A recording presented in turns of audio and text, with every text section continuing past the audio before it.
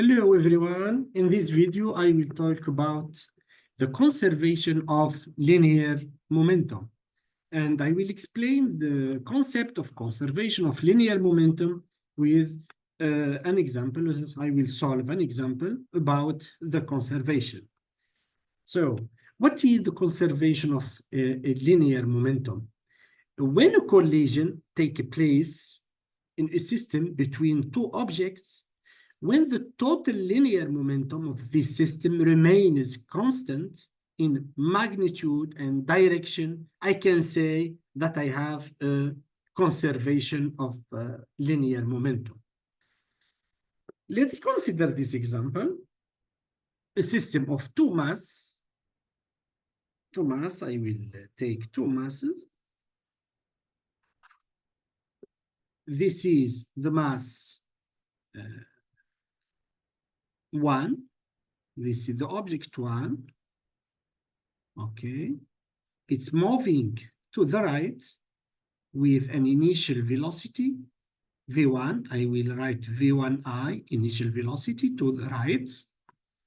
Okay.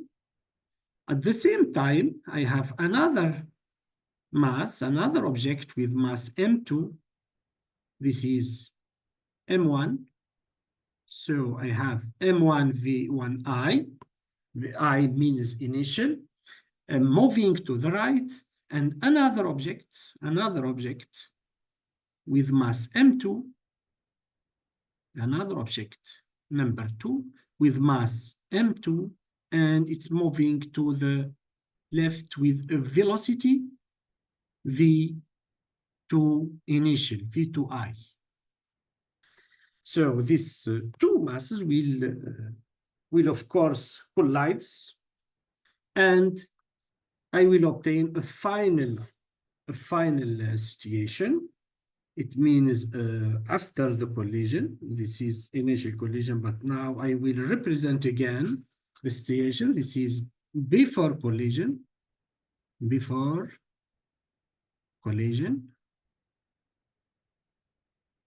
and here after collision,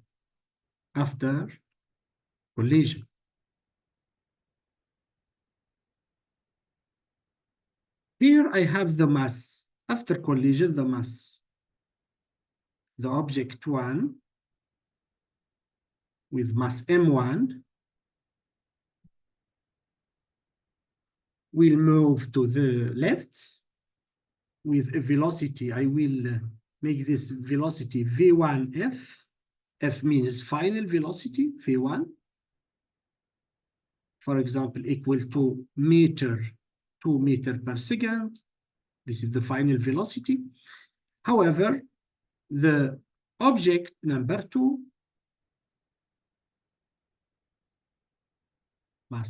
with mass m2, it has a velocity v2f, but I don't know v2f. I don't know the magnitude, and I don't know the direction. So I will solve this problem to know the magnitude of v2f and the direction, to know if this object will be, after the collision, will be moved to the left or continue to the left or to the right. So this is the situation after collision, and this is the situation before collision. And I will apply the conservation of linear momentum. So the conservation of linear momentum states that the sum of the momentum, P, before collision, must be equal the sum of the momentum after collision. Okay?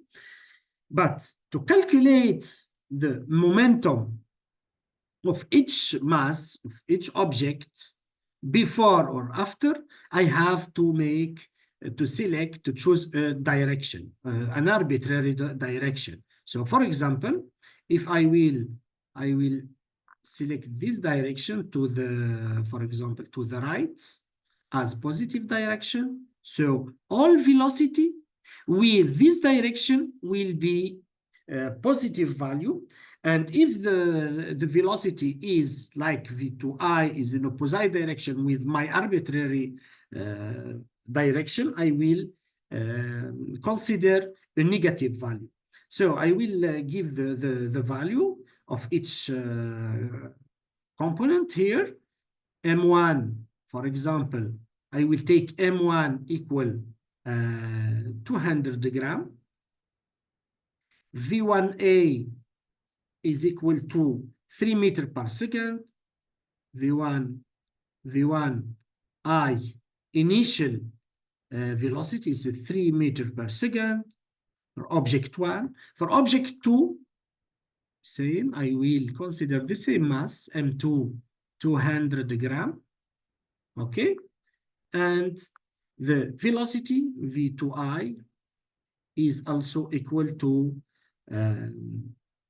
2 meters per second, 2 meters per second. Now, after the collision, I have the same mass, of course, of the first object. M1 is always 200 gram, and V1F is 2 meters per second. So now the object 2, I know its mass, its M2 does not change, 200 gram.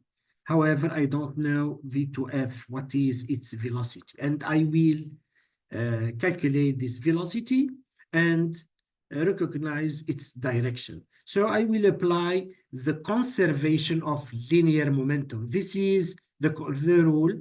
This is the conservation of linear momentum. It states that the sum of all momentum before the collision is equal to the sum of all the momentum after the collision. Let's start by before the collision. What is the sum of momentum before collision? Before collision, it's equal to P1 of the object 1 initial plus P2, the momentum of the second object initial before the collision. That means I initial. So equal M1 V1I plus M2 V2I. This is the sum of the momentum before the collision. Now, what's about the sum of the momentum? The momentum after the collision, after it's equal, this is the lead expression after I will replace its mass and velocity by its value. So the sum of momentum after the collision is equal M2 or M1, sorry, M1, V1F, F final, it means this 2 meters per second, plus M2, V2 final. This equality, so I can write M1,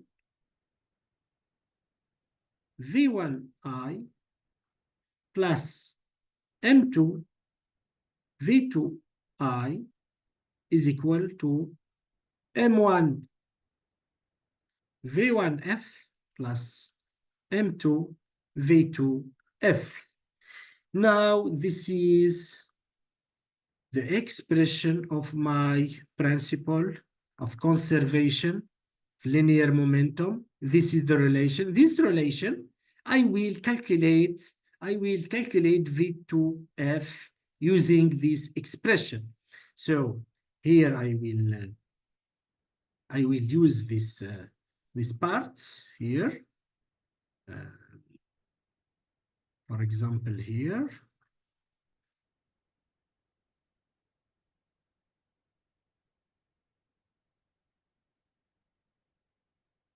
I will continue my calculation here.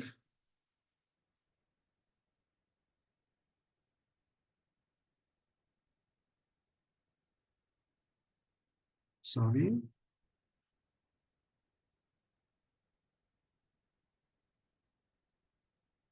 Now, how can I calculate V2F? Using this expression, it's easy. I can write V2F